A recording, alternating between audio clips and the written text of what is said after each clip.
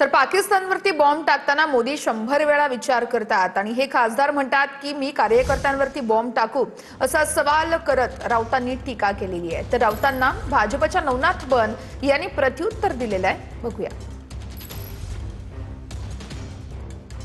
हे महाशय असं म्हणतायत की माझ्याकडे बॉम्ब आहे। काय माझ्याकडे बॉम्ब आहेत आणि माझ्याकडे कोणी आंदोलन करायला आलं तर मी बॉम्ब टाकेन। बॉम्ब टाकेन? पाकिस्तानवर बॉम्ब टाकताना भारत 100 वेळा विचार करतो।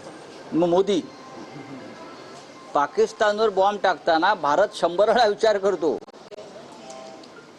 आणि हे म्हणतात मी कार्यकर्त्यांवर म्हणजे माझ्या विरुद्ध आंदोलन करणाऱ्या कार्यकर्त्यांवर बॉम्ब टाकेन।